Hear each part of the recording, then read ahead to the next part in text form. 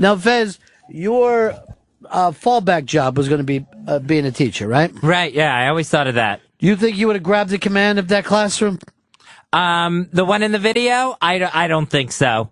With your stress problems, you think you would have made it as a teacher? No, there's no way. I would have washed out like some sort of, Navy pilot who went insane. That was a really weird analogy or metaphor, whatever they're called. That was funny that you rolled with it, though, but that is good.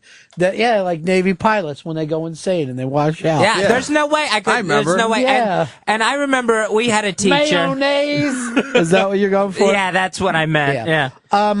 But what class were you going to teach? I was thinking of teaching drama, either drama or history. I don't know if we had a drama class at my school. No, there was a guy who was like the English teacher and wanted to teach drama, but no one would ever sign up for it. I mean, like you didn't have a separate class of drama. Well, No. People would just be acting in the middle of the day. Yeah, we just had separate classes that were drama classes. Your education doesn't mean shit, then.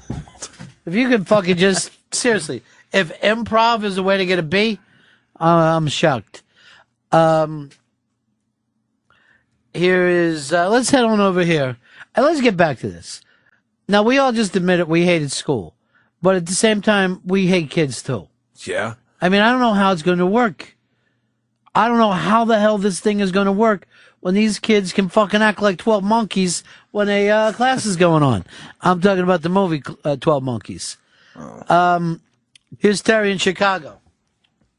Ron says, what's up? Yeah.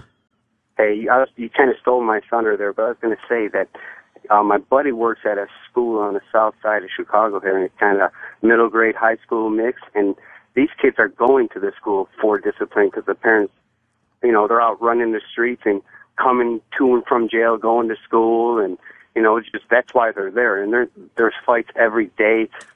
Teachers are fighting every day to keep control of the school. So, I don't know. This ain't white suburbia, so unless you're there, you ain't going to have these problems. Yeah, I can't even imagine. Liz, you're on the Ron and Fez show. I'll do some kind of To Serve with Love act. Yeah. Hi. I am a homebound tutor on Long Island for kids that get kicked out, suspended from school.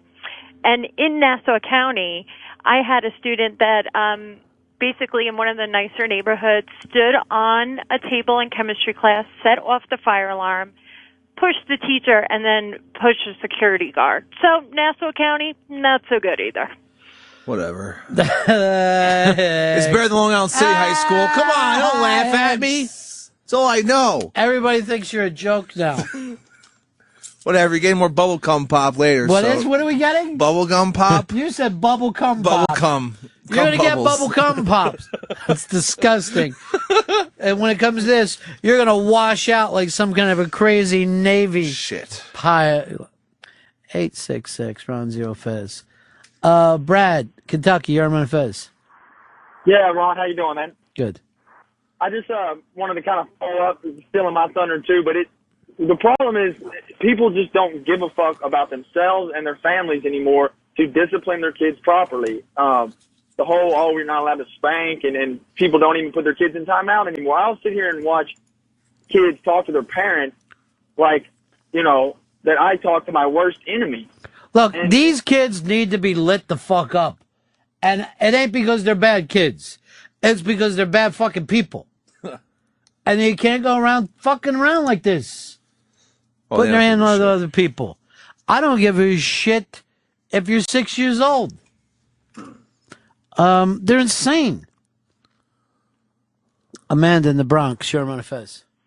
Hi, yeah. I worked at a school in East New York, which is anybody that lives in New York City knows it's like the worst neighborhood. Yeah. And I was actually a drama teacher, believe it or not, Fez. Nice, Fezzy. You should just always do West Side Story. That's not drama. Not with these kids. But at any rate, I had a student. He was just out of control. His mother came to pick him up. I had a conversation with her. She flipped her shit and started beating the shit out of the kid right on school grounds. So then, of course, the police had to be called. Child Protective Services had to be called. She was taken away in a police car. The kid was left on school property crying, screaming, "Don't take my mommy to jail." It was just it was the worst situation you can believe. So I don't even know if, you're saying, oh, they need to be smacked up. They can't be. They get carted off to jail if they do that. Well, then I'll fucking go to jail. First of all, how are they going to fucking know it's me? I ain't going to get them at school. I'm going to get them at home, and I'm going to be fucking dressed like a Colombian fucking hit team. And everybody goes down. I'm not leaving behind witnesses. Now, Fez, you wanted to teach drama, right? Uh-huh. What are your favorite dramas? I don't know. I guess I don't have any. Now, why would you think you'd be a good drama teacher?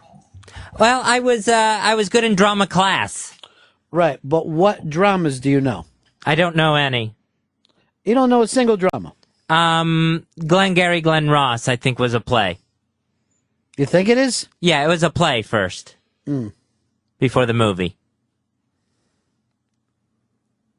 And you know that because David Mamet was just here? Right, yeah. What else has he done? I don't you know. were an actor? I didn't know you in your acting days. Yeah, and I mean, we did Oliver Twist. Is that a drama? Oh, it was a play. I mean, we did a play. Musical. You did musicals. We did a play version of it. Okay. Yeah, I guess we did mostly do musicals. Did you do the Cockney accent? I tried, and then I was told not to. So what part did you play? I played Mr. Bumble, the orphanage master. Where Oliver Twist... Did they ever yell, "Don't be a bumble"? That would come up, yes. Why don't we do this? We'll pull a monologue for you. Okay. And have you do a dry reading of it, all right? Uh-huh. We'll pull a monologue. You knock one out of the park for us.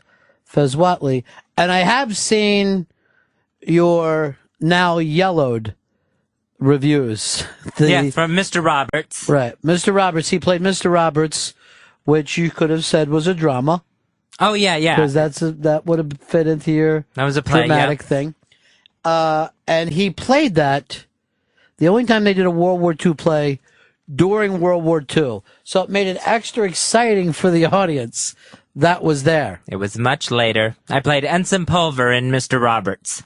And when we get back, he does the laundry duty, and we get back, we say, these clothes have been pulverized. Because they did remember the Ensign Pulver movie? Yeah. Who played that? That was, Jerry Van Dyke? No. Let's do this. We'll take a break. We're going to go out with a little bubble cum pop, you were calling it? Bubble cum pop, sure. Yeah. Here we go. All right. It's going to be a good one this time, too. All right, good. Let's take a listen. All right, look. It's a little Do Believe in Magic, Love and Spoonful. Very nice. That's right. Who's the lead singer? Don't know. John Sebastian. What TV series do you have a #1 hit with? Oh, fuck. You got it. Come on. Fuck. Welcome back, Cotter. Welcome back, Cotter. Don't throw stuff. You're the happy DJ. All right, Love and Spoonful. Bubblegum. Coming your way. Rock and roll. Show. Pepper Hicks. Struggling against the bubblegum stuff. And Fez, we're trying to find you a monologue right now because you've always wanted to be a drama coach in a drama school. But first, I have a spy report here. Spy report. Spy report. It's Jermaine Lassier. Yes, Jermaine, what can we do for you today? Hey, what's up, buddies? Deadline is now reporting that Tom Hardy, the guy from Inception, has been cast in the third Batman movie for an unnamed role. So he's just using the same guys over and over. Pretty much. He's Woody Allen at this point. Yeah, but Tom Hardy, he was one of my favorite parts of Inception, and if he plays a villain, if you don't matter who he plays, I mean, maybe Fez would having a better idea, being the super Batman fan, I think he would be awesome. All right. We'll check it out. I appreciate it, Jermaine. All right, boys. See you later. Justin in Philly, you're on Fez. Pepper Hicks. Yes? And You were shitting the bed. What? Yeah, he doesn't understand the bubblegum pop at all. I thought broken glass fucking worked fine. What was it? Looking glass? You said broken glass. Broken glass. Yeah. Like AM Gold. All right. We're looking into stuff for Fez to do as a monologue. Sean, you got an idea for us? Yes, I do, Ronnie. I'd like to suggest that Fez does Edward Norton's monologue from the 25th hour.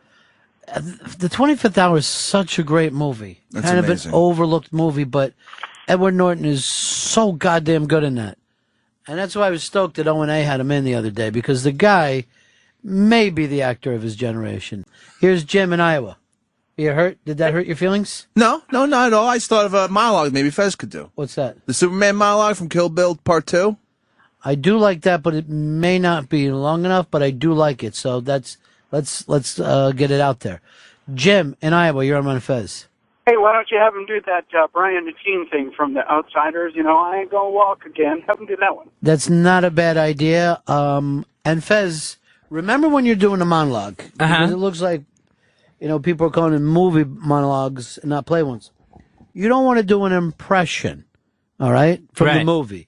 You want to bring yourself to that.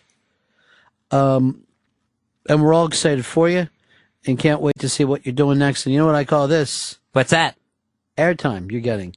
You can take this airtime, walk right down the hall with it and said, who's slacking now? Right. Yep.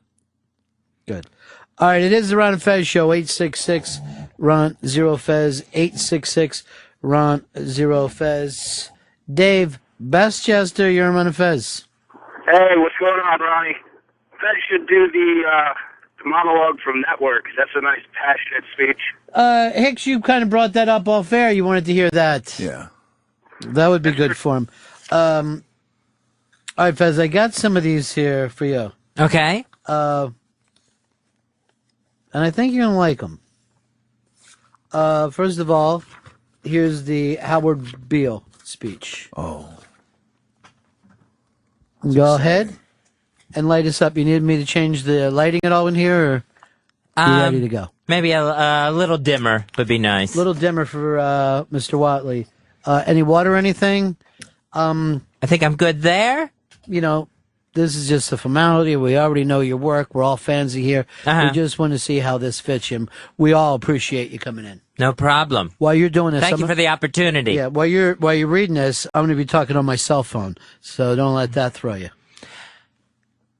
I don't have to tell you things are bad. Everybody knows things are bad. It's a depression. Everybody's out of work or scared of losing their job. The dollar buys a nickel's worth. Banks are going bust.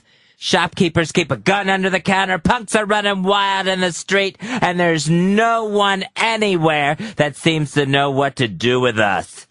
Now into it. We know the air is unfit to breathe. Our food is unfit to eat. And we sit watching our TVs while some local newscaster tells us that today we had 15 homicides and 63 violent crimes, as if that's the way it's supposed to be. We know things are bad. Worse than bad. They're crazy. It's like everything everywhere is going crazy, so we just don't go out anymore. We sit in our house as slowly the world we're living in is getting smaller. And all we say is, at least leave us alone in our living rooms. Let me have my toaster and TV and my steel-belted radios, and I don't say anything. Well, I'm not going to leave you alone. I want you to get mad. I don't want you to protest. I don't want you to riot. I don't want you to write your congressman because I wouldn't know what to tell you to write. I don't know what to do about the depression and the inflation and the Russians and the crying in the streets. All I know is first, you've got to get mad. You've got to say, I'm a human being, goddammit. My life has value. So I want you to get up now. I want all of you to get up out of your chairs. I want you to get up right now and go to the window, open it, and stick your head out and yell, I'm mad as hell, and I'm not gonna take it anymore. I want you to get up right now. Get up, go to your windows, open your windows, stick your head out and yell, I'm mad as hell, and I'm not gonna take it anymore. Things have got to change, my friends. You've got to get mad. You've got to say, I'm mad as hell and I'm not going to take it anymore. Then we'll figure out what to do about the depression and the inflation and the oil crisis. But first, you get up out of your chairs, open your window, stick your head out and yell, I'm mad as hell and I'm not gonna take this anymore.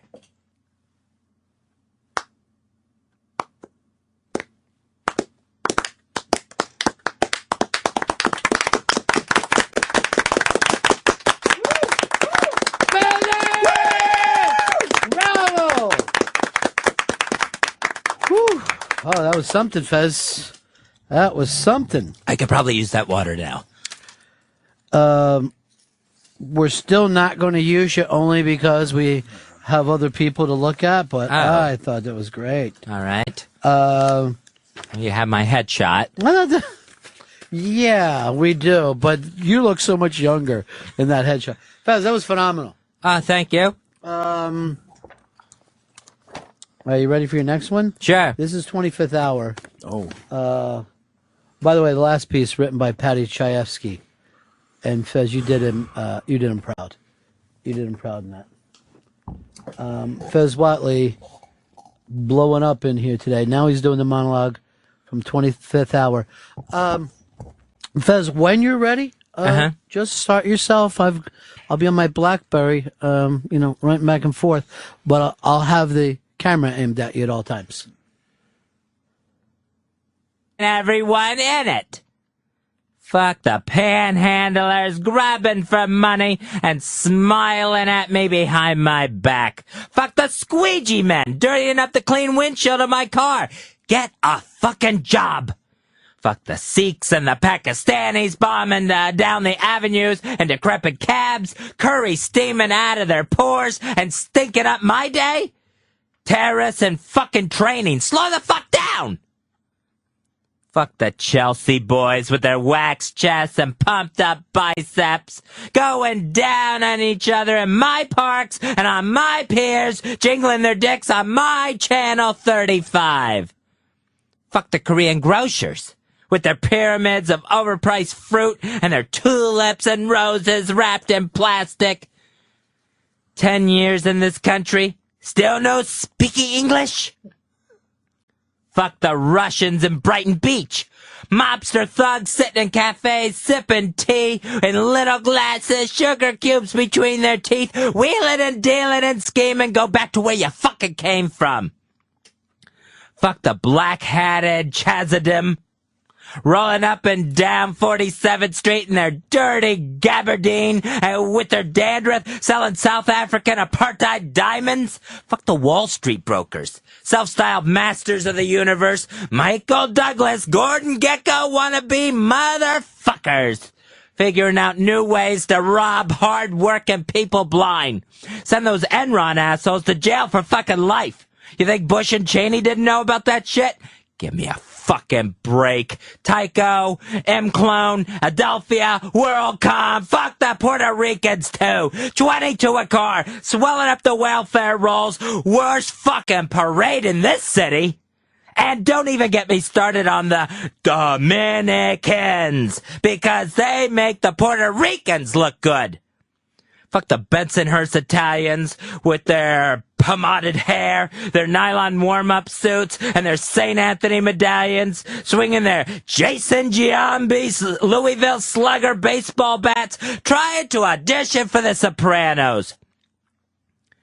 Fuck the Upper East Side wives with their Hermes scarves and their $50 Balducci artichokes, overfed faces getting pulled and lifted and stretched all taut and shiny. You're not fooling anybody, sweetheart. Fuck the Uptown Brothers, They never pass the ball. They don't want to play defense. They take 5 steps on every layup to the hoop, and then they want to turn around and blame everything on the white man? Slavery ended 137 years ago. Move the fuck on! Fuck the corrupt cops with their anus-violating plungers and their 41 shots standing behind a blue wall of silence. You betray our trust.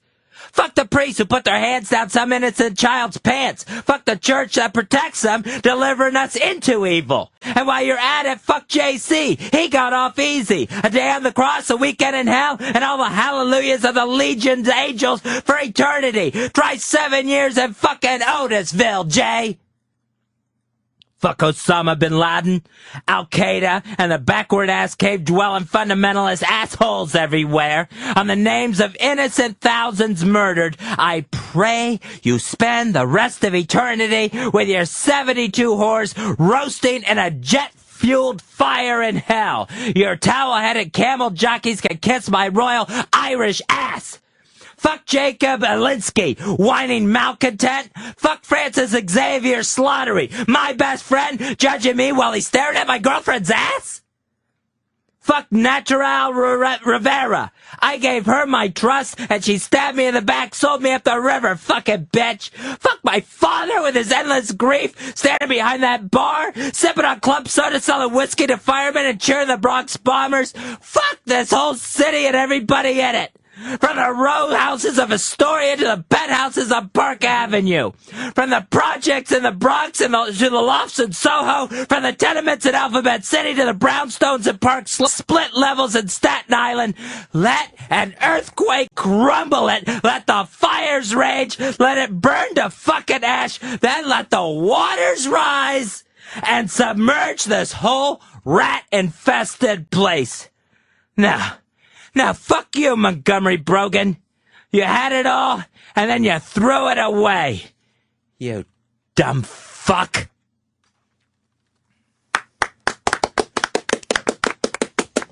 Fez Whatley hasn't been in touch with his acting since what? Your high school? High school and college? Some college, yeah. I think it's amazing, dude. Nailing these monologues. Here's Jim in Kentucky. You're on Run of Fez.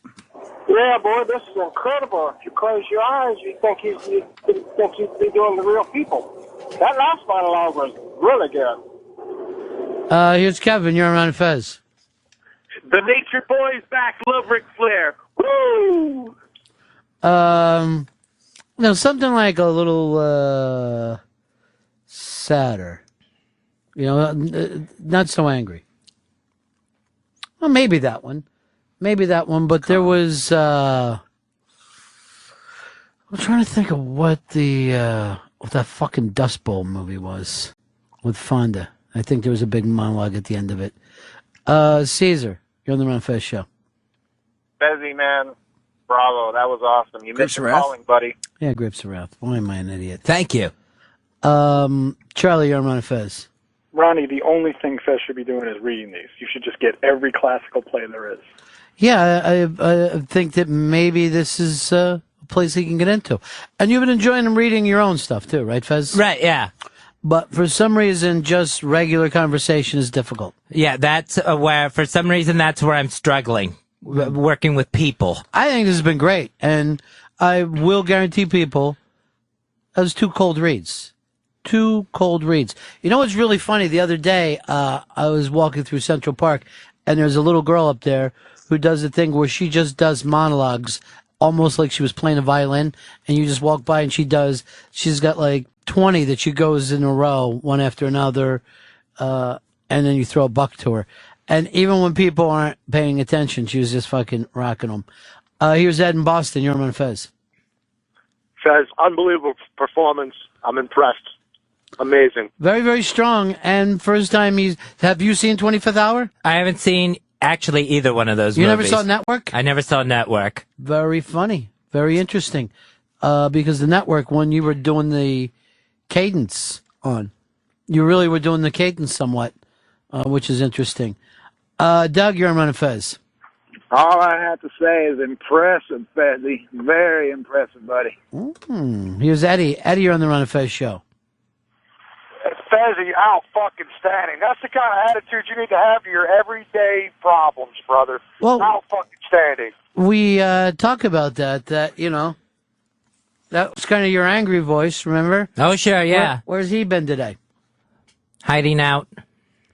866 Ron Zero Fez. 866 Ron Zero Fez. Ryan, you're on the Ron and Fez show. Hey, Fez, great job, man. You sound awesome. What about Tommy Lee Jones at the end of No Country for Old Men? That's actually a pretty good one. That's not a, they'll get Fez out of the scream and anger thing because we made you do 2 back-to-back like that. Yeah. Which we didn't really even think about. Vince in Canada, you're on Fez. Those monologues go to 11, Fez. Oh, Vince. Kevin and Philly, you're on Fez. Oh, Kevin, yeah. Not that you guys care, but I was really impressed. Fezzy did a real nice job, especially that 25th hour. Excellent. Thank you, guys. Thank you. Remember when the Charlie Chaplin one? The Dictator? Yeah, from The Dictator. Our knowledge has made us cynical, the Great Dictator. That would be a fucking good one for him. That thing at the end of No Country, because I don't want to blow his pipes out. We can let him settle into a couple.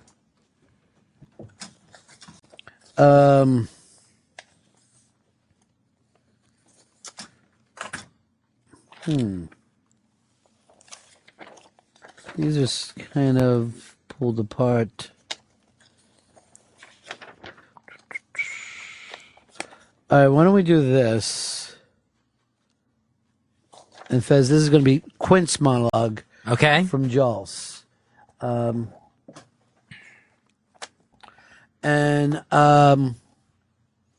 If you want, I'll be Richard Dreyfuss and I'll be in your eye line. Oh, okay. Because I know that's really important.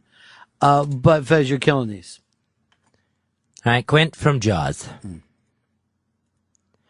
Japanese submarine slammed 2 torpedoes into our side, Chief. It was coming back from the island of Tiniandalati. Just delivered the bomb. The Hiroshima bomb. 1,100 men into the water. Vessel went down in 12 minutes. Didn't see the first shark for about a half an hour. Tiger, 13-footer. You know how you know when you're in the water, Chief? You tell by looking from the dorsal to the tail. What we didn't know was our bomb mission had been so secret, no distress signal had been sent. They didn't even list us overdue for a week. Very first light, Chief, the sharks come cruising. So we form ourselves into tight groups. You know, it's kind of like old squares in battle, like you see on a calendar, like the Battle of Waterloo. And the idea was the shark comes to the nearest man, and that man, he starts pounding and hollering and screaming, and sometimes the shark will go away. Sometimes he wouldn't go away. Sometimes that shark, he looks right into you, right into your eyes. You know the thing about a shark? He's got lifeless eyes, black eyes, like a doll's eye. And when he comes at you, doesn't even seem to be living until he bites you and those black eyes roll over white. And then you hear a terrible high-pitched screaming and the oceans turn red and spite all the pounding and hollering. They all come in and they rip you to pieces. You know, by the end of that first dawn, lost 100 men. I don't even know sharks, maybe 1,000. I don't know how many men. They averaged 6 an hour. On Thursday morning, Chief, I bumped into a friend of mine, Herbie Robinson from Cleveland, baseball player, Bosun's mate. I thought he was asleep. Reached over to wake him. Bobbed up and down in the water. Just kind of like a top. Upended. Well, he had been bitten in half below the waist.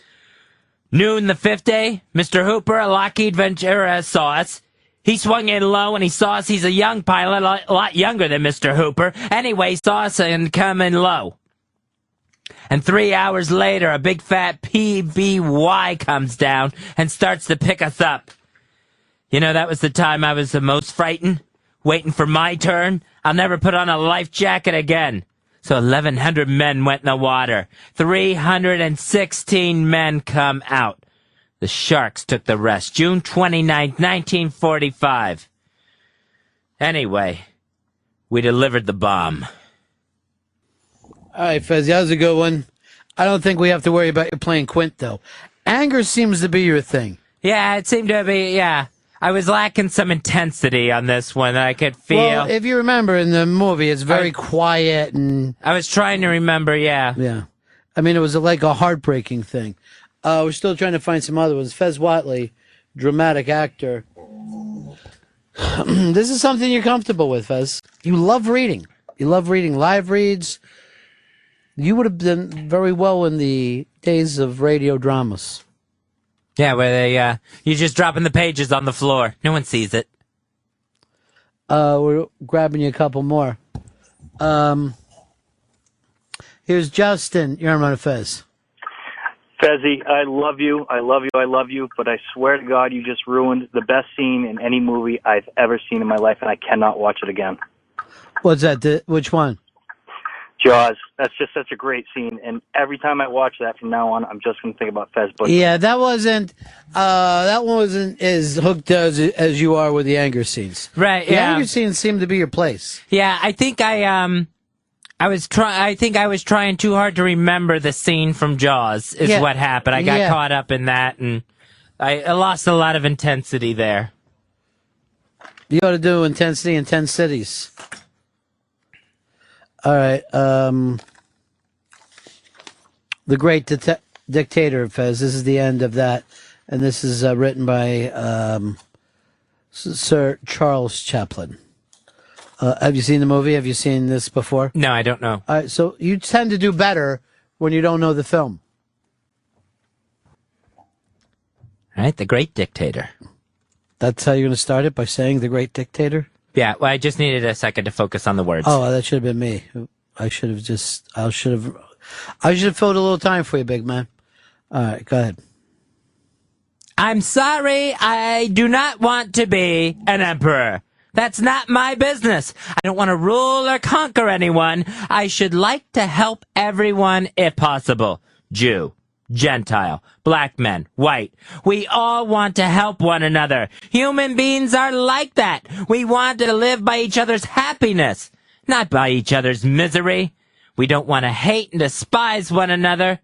In this world, there is room for everyone, and the good earth is rich and can provide for everyone. The way of life can be free and beautiful, but we have lost the way. Greed has poisoned men's souls, has barricaded the world with hate, has goose-stepped us into misery and bloodshed. We have developed speed, but we have shut ourselves in. Machinery that gives us abundance has left us in want. Our knowledge has made us cynical, our cleverness hard and unkind. We think too much and feel too little. More than machinery, we need humanity. More than cleverness, we need kindness and gentleness. Without these qualities, life will be violent and all will be lost. The airplane and the radio have brought us closer together. The very nature of these things cries out for the goodness in man, cries out for universal brotherhood, for the unity of us all. Even now, my voice is reaching millions throughout the world. Millions of despairing men, women, and children, victims of a system that make men torture and imprison innocent people. To those who can hear me, I say do not despair. The misery that has come upon us is about the passing of greed, the bitterness of men who fear the way of human progress. The hate of men will pass, and dictators will die, and the power they took from the people will return to the people. So as long as men die, liberty will never perish. Soldiers, do not give yourselves to these brutes who despise you, enslave you, who regiment your lives.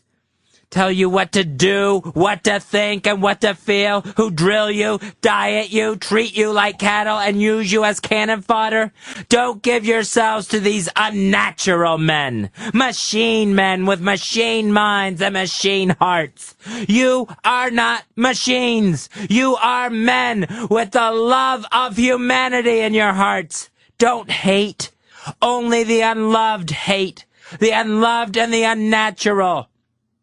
Soldiers, don't fight for slavery, fight for liberty. In the 17th chapter of St. Luke, it is written that the kingdom of God is within man. Not one man nor a group of men, but in all men. In you. You, the people, have the power to create machines, the power to create happiness.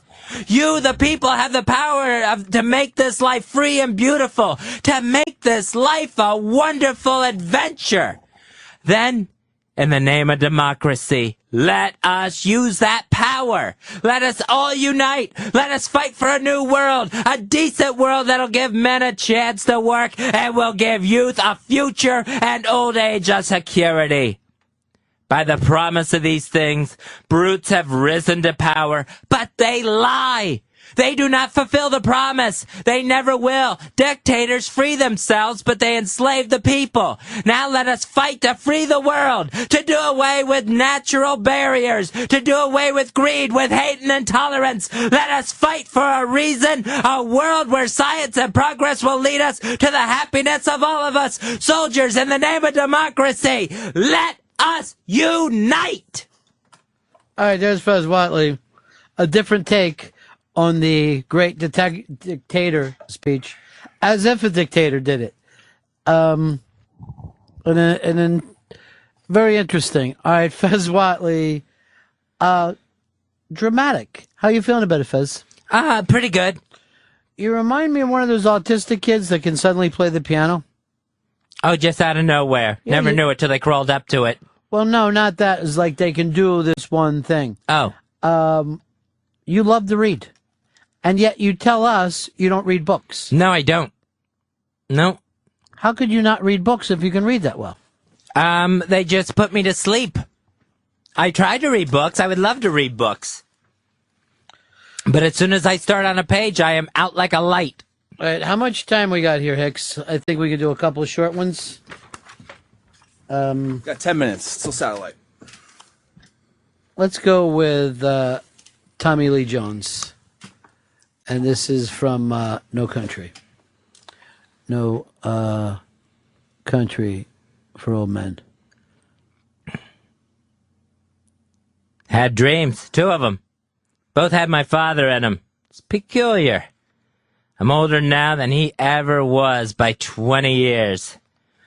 So in a sense, he's the younger man now.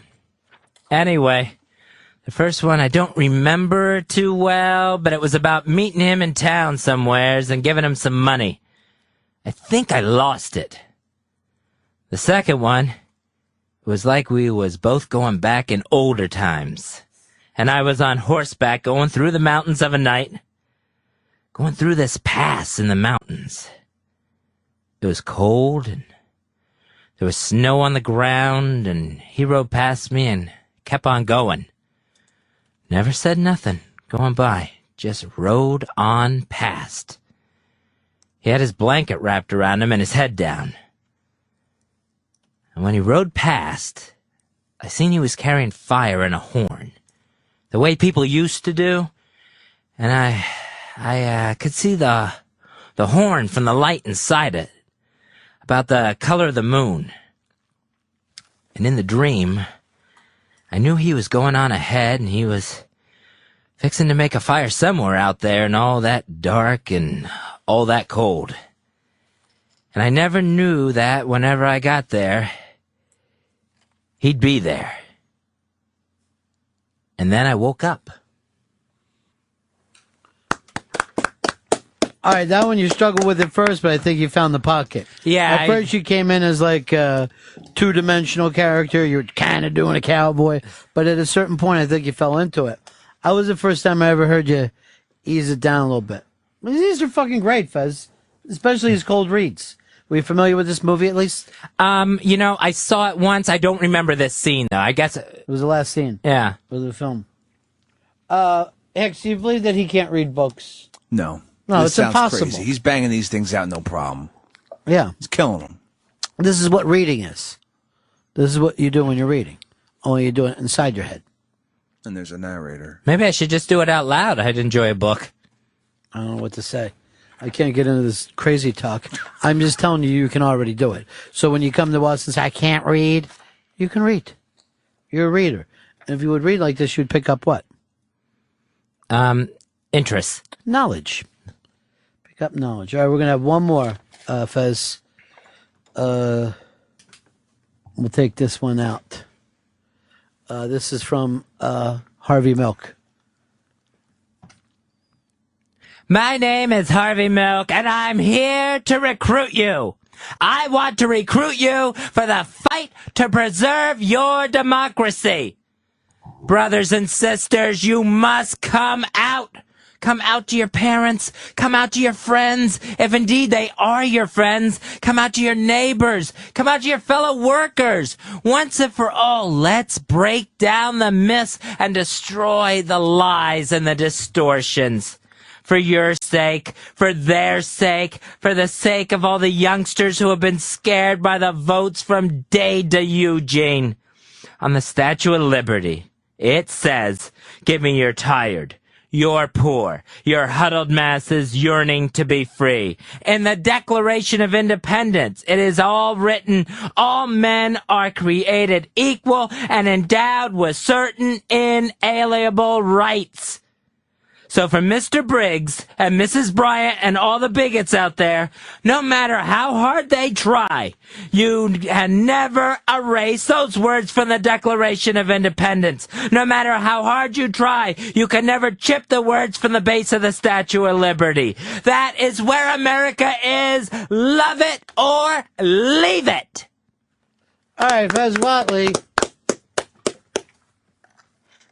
Oh, no, I don't think we can have him do any more. I don't know if he can keep going on. How much time we got, Hicks? We got 5 minutes of satellite. I think he's done plenty. How did you feel, Fezzy? Pretty good. And you're on the air. On the air here in this last hour. Did you ever do community theater? I did, yeah, I did a little bit in Pensacola when I was at, college. Yeah, a little bit of, just regular, outside of the university. Why did you give up your love for the theater? It also made me nervous. Really? Yeah, even when, I was, when I was playing Ensign Pulver, oh my gosh, I would just shake like a leaf. I thought radio was a way to do it without all those people standing there in front of me, sitting there in front of me. You didn't like the people to watch you? I had a lot of trouble with the audiences.